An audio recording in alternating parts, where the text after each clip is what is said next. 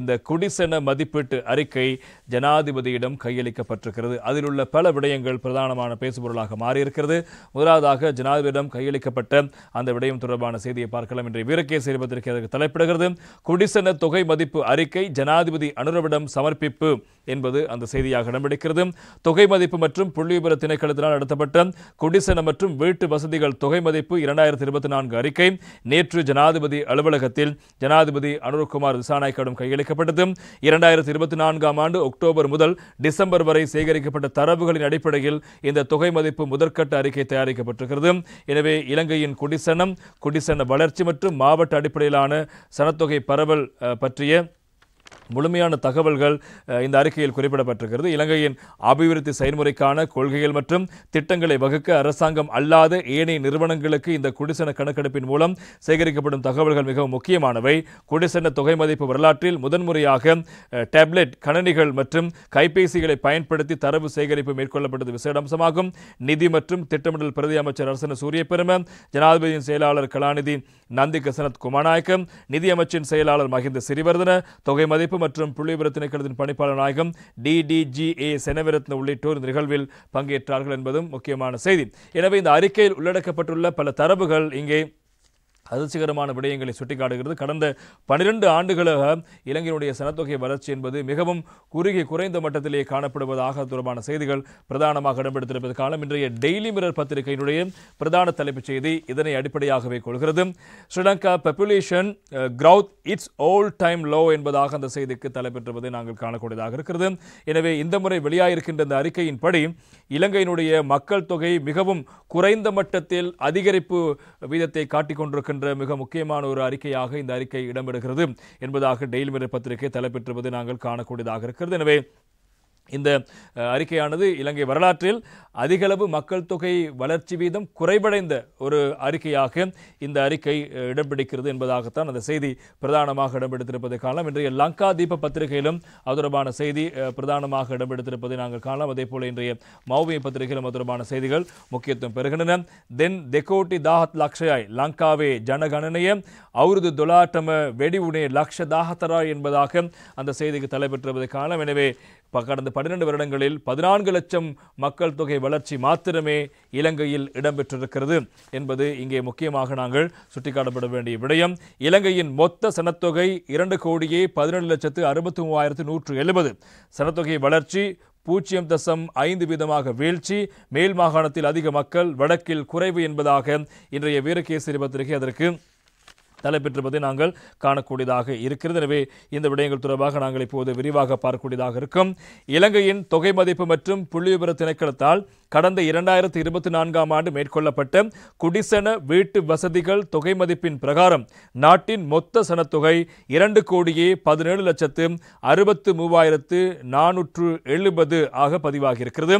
அத்தோடு இந்த மதிப்பீட்டின்படி அதிக சனத்தொகையுடைய மக்கள் மேல் மாகாணத்திலும் குறைந்தளவு சனத்தொகையுடைய மக்கள் வடமாகாணத்திலும் வாழ்கிறார்கள் என்பது இங்கே முக்கியமான விடயம். தொகை மதிப்பு கட்டளை சட்டத்தின் அதிகாரங்களின் பிரகாரம் மேற்கொள்ளப்பட்ட 2024 ஆண்டு குடிசன வீட்டு வசதிகள் தொகை மதிப்பின் அடிப்படை தகவல்களின் அடங்கிய அறிக்கை நேற்று திங்கட்கிழமை தொகை மதிப்பு அத்தியட்சர்களால் நிதி திட்டமிடல் மற்றும் பொருளாதார அபிவிருத்தி அமைச்சர் ஜனாதிபதி அனுரகுமார் திசாநாயக்கவிடம் கையளிக்கப்பட்டது. இலங்கையின் குடிசன வீட்டு வசதிகள் தொகை மதிப்பை 10 ஆண்டுகளுக்கு ஒருமுறை மேற்கொள்வதற்கான பொறுப்பும் தொகை மதிப்பு மற்றும் புள்ளிவிபர திணைக்களத்திடம் ஒப்படைக்கப்பட்டிருக்கிறது. அதன்படி தொகை மதிப்பு கட்டளை சட்டத்தின் பிரகாரம் கடந்த 2024 ஆண்டு 15வது குடிசன வீட்டு வசதிகள் தொகை மதிப்பு கணக்கெடுப்பு மேற்கொள்ளப்பட்டது. இக்கணக்கெடுப்பு அறிக்கையின் பிரகாரம் இலங்கையின் சனத்தொகை 2,17,63,170 ஆகும்.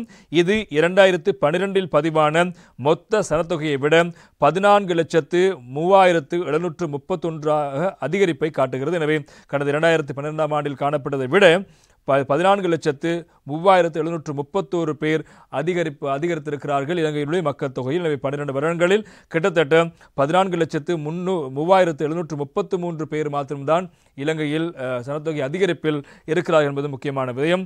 அதேவேளை 2012 ஆண்டு 2024ஆம் ஆண்டுக்கு இடைப்பட்ட தொகை மதிப்பு கால வரையறைக்கான வருடாந்த சராசரி சனத்தொகை வளர்ச்சியானது 0.5% இருக்கிறது. எனவே சனத்தொகை வளர்ச்சி வீதமும் கூட குறைவடைந்திருக்கிறது. அது 0.5% இம்முறை பதிவாகி இருக்கிறது. அதே போன்று இலங்கையின் மாகாண வாரியாக சனத்தொகையை கருத்தில் கொள்ளும் போது மொத்த சனத்தொகையில் 28.1% எனும் அதிக சனத்தொகையுடைய மக்கள் மேல் மாகாணத்திலும் 5.3% எனும் குறைந்த சனத்தொகையுடைய மக்கள் வடமாகாணத்திலும் வசிக்கிறார்கள். வடமாகாணத்தினுடைய மக்கள் தொகை குறைவடைந்திருக்கிறது என்பதும் இங்கே சுட்டிக்காட்டப்படுகிறது.